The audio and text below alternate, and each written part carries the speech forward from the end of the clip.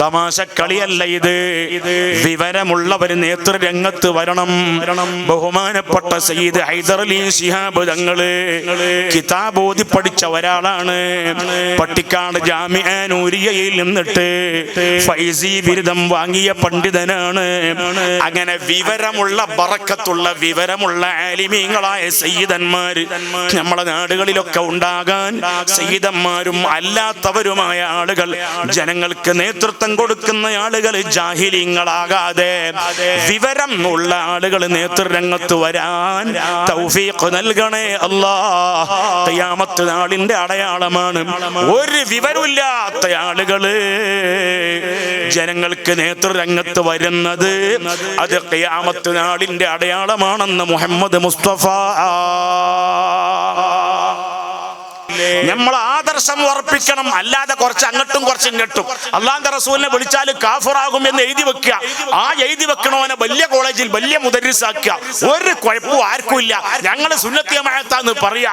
ലോക ജാഹിലീങ്ങള്. നമ്മൾ ആദർശം ഉറപ്പിക്കണം, അല്ലാതെ കുറച്ച് അങ്ങോട്ടും കുറച്ച് ഇങ്ങോട്ടും. അള്ളാഹുവിന്റെ റസൂലിനെ വിളിച്ചാൽ കാഫിറാകും എന്ന് എഴുതി വെക്കുക.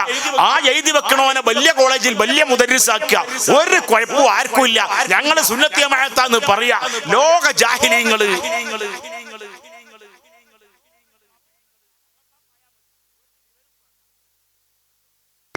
ചങ്ങായി, നിക്കാഹ് ചെയ്യേണ്ട, നിക്കാഹിന് നേതൃത്വം കൊടുക്കേണ്ടത് ആരാണ്?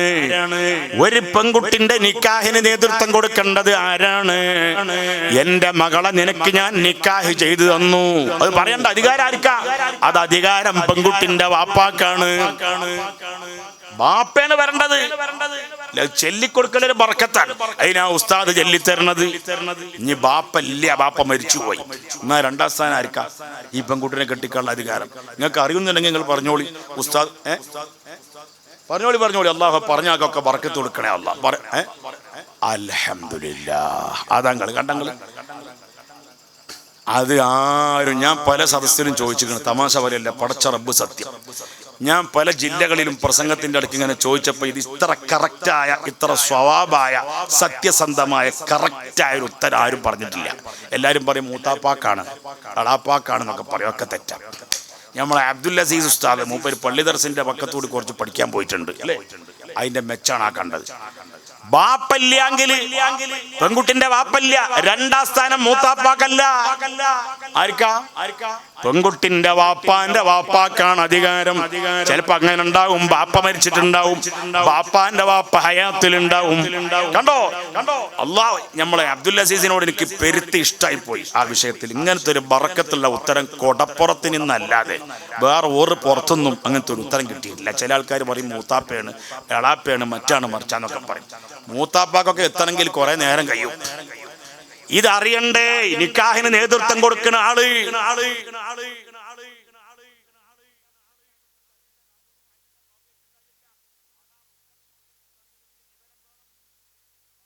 ചില ആൾക്കാർക്ക് കുലുമാലായി. അതിന് വിശദമായി ഇറങ്ങണമെങ്കിൽ ഇന്നത്തെ സിറാജ് പത്രം വായിക്കുക. എന്തെല്ലാം കുലുമാലും എന്തെല്ലാം പൊട്ടിത്തെറി ആൾക്കൊക്കെ ദുറാത്ത മുട്ടാൻ തുടങ്ങിയത് മനസ്സിലാക്കണമെങ്കിൽ ഇന്നത്തെ കോഴിക്കോട് നിന്ന് ഇറങ്ങുന്ന സിറാജ് പത്രം വായിക്കുക. അപ്പൊ പ്രിയപ്പെട്ട സഹോദരന്മാരെ, തമാശക്കളിയല്ല ഇത്. വിവരമുള്ളവർ നേതൃരംഗത്ത് വരണം. ബഹുമാനപ്പെട്ട സയ്യിദ് ഹൈദർ അലി ശിഹാബ് തങ്ങള് കിതാബ് ഓതി പഠിച്ച ഒരാളാണ്.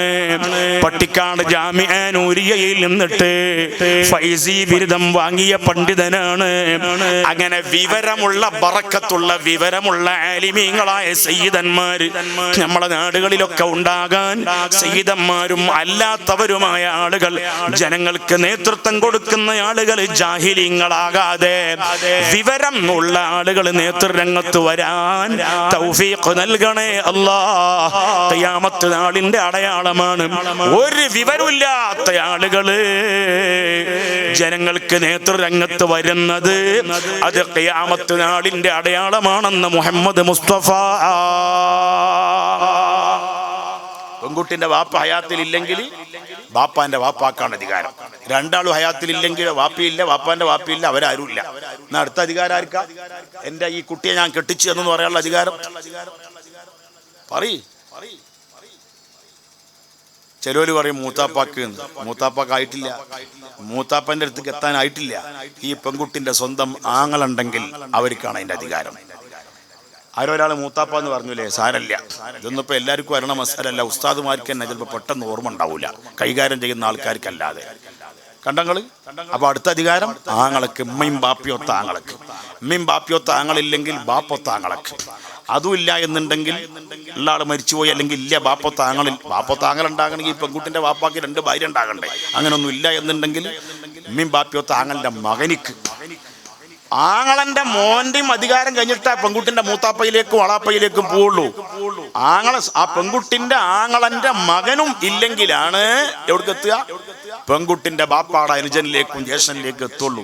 പക്ഷെ അങ്ങനെയൊക്കെ ആണെങ്കിലും ആങ്ങളക്കുട്ടിയാണെങ്കിൽ ഒരു അതബ് എങ്ങനെയാണ്? ആങ്ങളക്കാണ് അധികാരം, അല്ലെങ്കിൽ ആങ്ങളന്റെ മോൻക്കാണ്, പെൺകുട്ടി മണവാട്ടിയുടെ ആങ്ങളന്റെ മോൻക്കാണ് അധികാരം. എന്നാലും മൂത്താപ്പ ഉണ്ടെങ്കിൽ രണ്ടാളി മൂത്താപ്പ ഒന്നായിരിക്കാം. അപ്പൊ എന്താ പറയാ, മൂത്താപ്പനോട് പറയാ, എന്ത് പറയാ, നിങ്ങൾക്ക് ഞാൻ വക്കാലത്താക്കിയിരിക്കുന്നു. എൻ്റെ പെങ്ങൾ കൊടപ്പുറത്തുള്ള ഫാത്തിമാനെ കെട്ടിക്കാൻ പിന്നെ നമ്മളെ പെരിങ്ങാവിലുള്ള പുളിമൂട്ടിൽ ഹൗസിലെ കുഞ്ഞിപ്പോക്കൻ്റെ മകൻ കുഞ്ഞൈദറിനെ കൊണ്ട് കെട്ടിക്കാനുള്ള അധികാരം നിങ്ങളെ ഞാൻ ഏൽപ്പിച്ചിരിക്കുന്നു എന്ന് പറയാം.